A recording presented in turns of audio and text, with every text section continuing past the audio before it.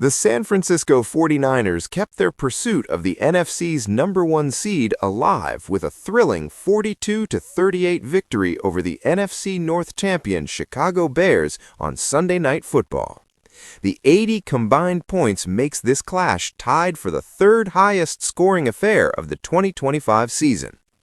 For the second consecutive week, 49ers quarterback Brock Purdy produced 5 touchdowns, making him just the 7th player in NFL history with 5+ total touchdown performances in back-to-back games. Purdy became the first to accomplish this feat since Russell Wilson in 2020.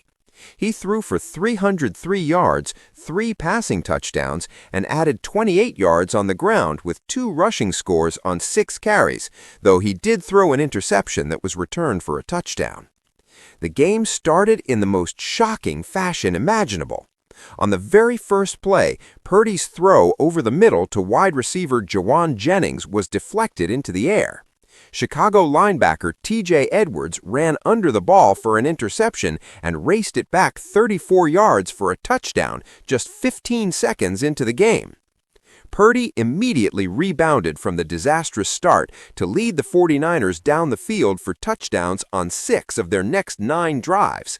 The scoring parade included a 1-yard touchdown pass to tight end Jake Tonjes, a 10-yard scramble by Purdy himself, a 5-yard rush from Christian McCaffrey, a 3-yard read option keeper by Purdy, a Houdini-like scramble where he hit fullback Kyle Juszczyk for a 6-yard score, and a 38-yard catch-and-run touchdown by Jennings. Bears quarterback Caleb Williams went drive for drive with Purdy, throwing 2 deep touchdown passes of over 35 yards in the first half. He connected with wide receiver Luther Burden on a 35-yard vertical route down the left sideline and hit tight end Colston Loveland for a 36-yarder on a free play after an offsides penalty. Williams became the first Chicago quarterback with multiple touchdown passes of 30 or more air yards in a game since Josh McCown back in 2013.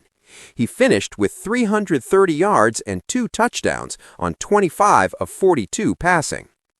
Running back DeAndre Swift picked up the scoring slack for Chicago in the second half, breaking away from the San Francisco defense for rushing touchdowns of 3 and 22 yards.